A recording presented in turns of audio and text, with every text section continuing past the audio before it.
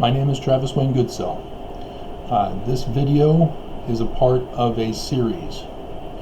If you recognize the part number, and it's a higher number than what you've seen previously, please start from the beginning. The video will not make sense to you if you skip parts of the video. So it'll flow smoothly and you'll understand it better by starting from the beginning and working your way through the videos as I post them. The book picture at the beginning of this is the book that I published about my research into the history of the Church of Jesus Christ of Latter-day Saints. I was born and raised Mormon, and going on 50 years that I had been Mormon. When I did the research, I no longer want to associate with the current Mormon Church. The Church of Jesus Christ of Latter-day Saints has lied to us about church history, and they confessed to lying to us in their gospel topic essays. And so this introduction will be a part of each video series. Because the church has lied to us, we cannot trust anything that the church now claims as truth, because they confess to lying. And the only thing we can trust them for is that they've lied. History is not an opinion. We don't get to pick and choose what we want to believe from history. History is a fact. It happened. The question is identifying the truth from the lies that's been told about history. When researching LDS church history, I found that Wikipedia was unable to tell me the truth about church history. It appears that the Mormons have corrupted the information that's made available on Wikipedia. And so Wikipedia is only good for a pivoting springboard into what to research. And so if you do not like what you hear in my video series because it doesn't fit your anti-Mormon or pro-Mormon viewpoint, tough. You can't change history just because you don't like what you hear. The facts are going to be presented. I don't deal with opinions. I don't deal with speculations. I don't deal with faith in and of itself to promote faith as truth. That's one of the problems with Mormon doctrine. It's been misinterpreted and is now gone far off the deep end. And so as you watch these videos, and again, please watch them from the beginning to the end. If you want a spoiler alert, Brigham Young ordered the murder of Joseph Smith and established his own kingdom in violation of the Book of Mormon warning here in Salt Lake City, Utah. There you go. There's the end of the book. So if that's all you're interested in, okay. Thanks for stopping by.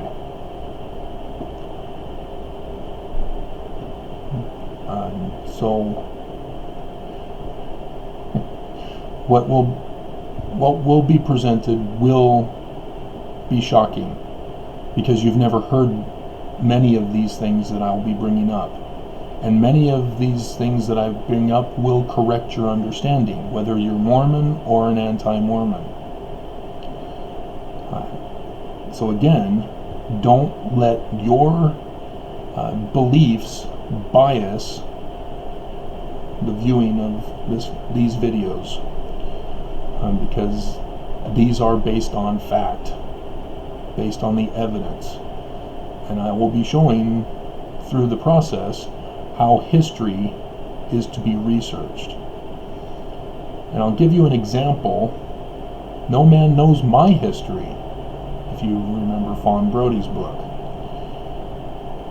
You see me wearing pink. You don't know why I'm wearing pink unless you've seen the video that I posted on YouTube. And if you don't see it, you're going to make assumptions that are wrong. Whether you're pro-pink or anti-pink for men. So this is a perfect example for you of what you're going to be faced with in these video series. And so, yes, you're going to hear this introduction for going on 7 minutes each and every single time, but it's important that you start from the beginning. Welcome to the first video of the series.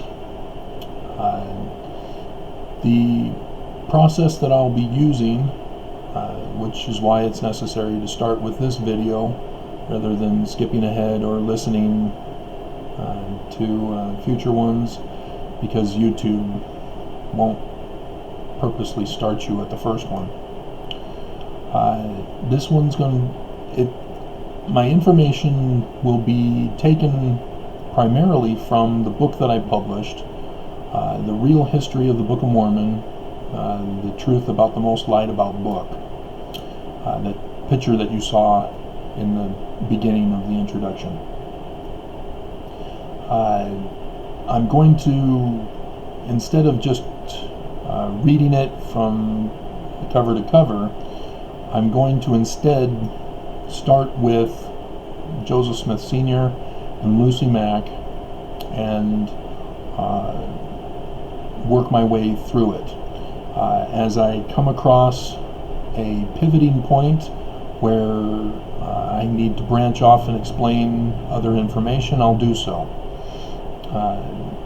And so the videos are going to be different than the book's order.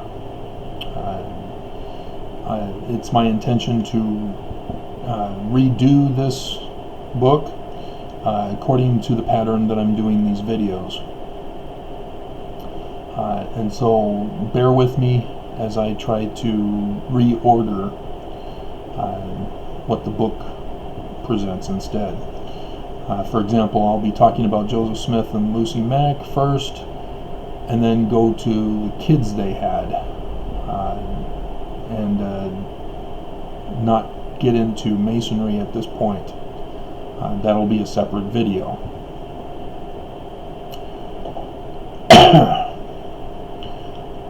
Joseph Smith Sr. was born on the 12th of July, 1771, in Topsfield, Massachusetts, to Aziel and Mary Duty.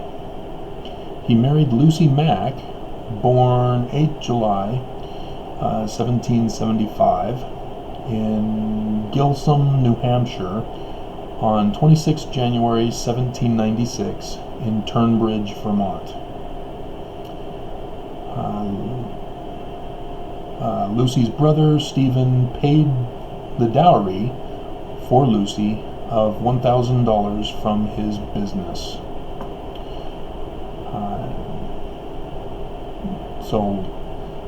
This is essential to the storyline. Our current society does not understand how things used to work for women, and things are done a lot differently as women have more independence and more freedoms than they used to have.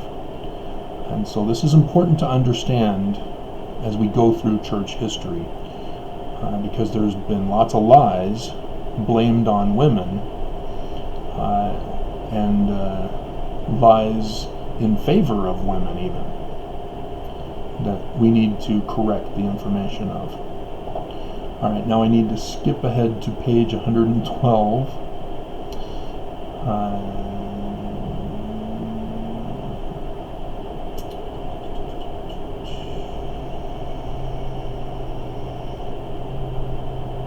Okay, 113 actually.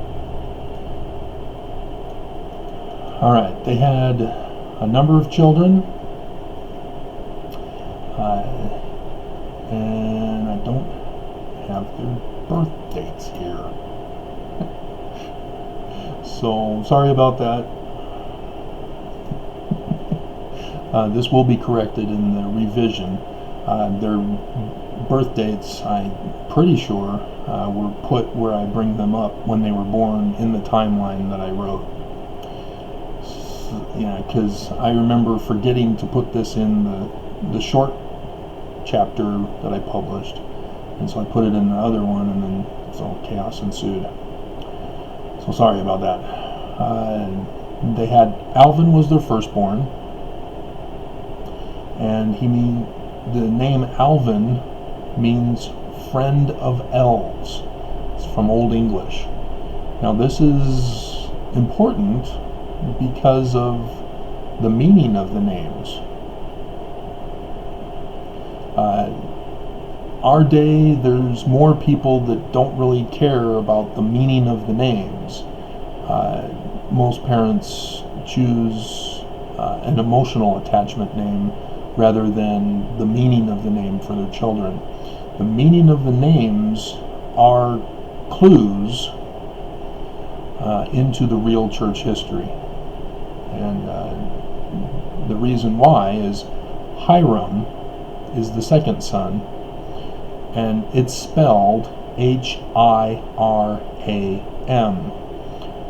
Several court documents testify to this, that it's not Hyrum as we currently know it in the church. It was Hiram.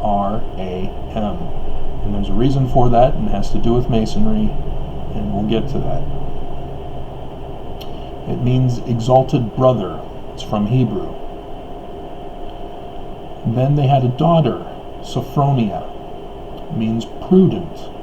It's from the Greek, from Sophia of wisdom.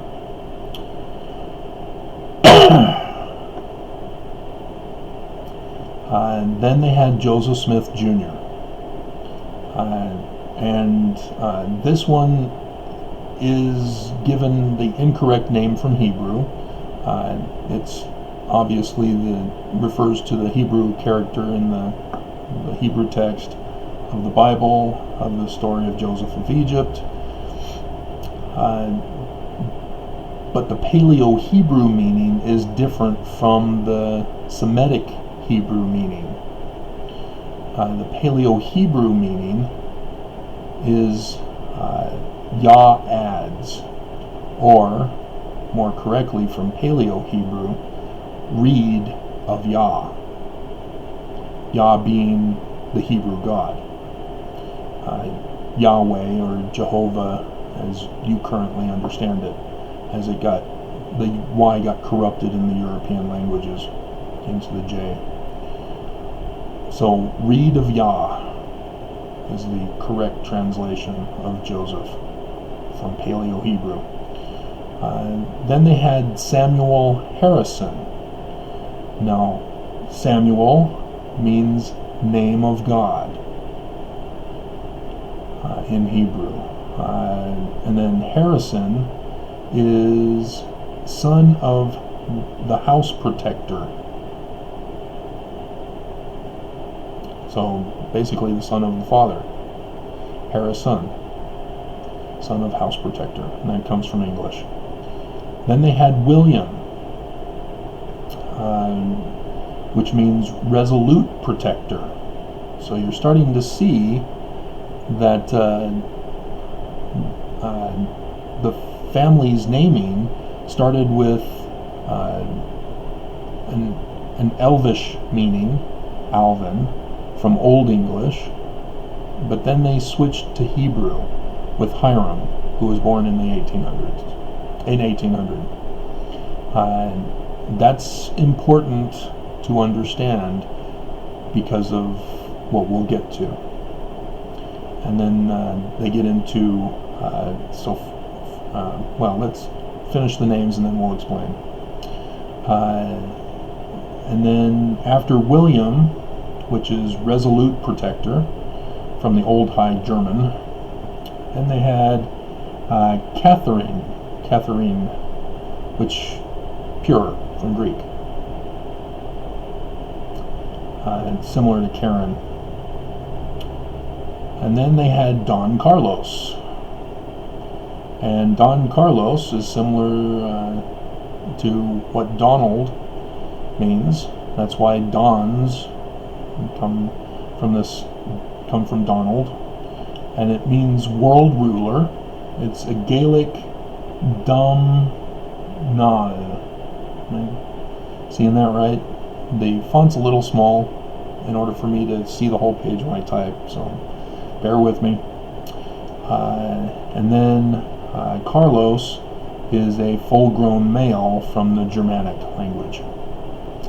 So a full-grown male who's the world leader, Don Carlos. And then they have, let's see, that's it. Alright, so you can see a pattern here. They start with an Old English fairy tale, elvish name, friend of elves, Alvin. And then in 1800, something changed. And they started focusing on not just Hebrew, but also Greek, but not just any Greek word, something that's associated with Jews, which is called Jewish mysticism. We'll get into that in another video. And so then we have Hebrew and Hebrew with English mix, because now with Samuel Harrison we've got Hebrew with protection of the house, and then William, resolute protector. So again, more protection involved in the naming of the kids. And then we get to Catherine, again going back to the Jewish mysticism of pure. And then Don Carlos, full-grown male ruler. This is important, and we'll get to that, because it ended up being Joseph Jr. who was pushed into being the full-grown world ruler. And if you understand the Jewish concept of their latter-day Messiah, that's what we're referring to here. And so names are important, and I'm sorry I didn't give you the dates of when they were born other than Hiram, but Hiram was the pivotal one where the change occurred in their lives, and that was in 1800. And so we'll eventually get to what happened and why.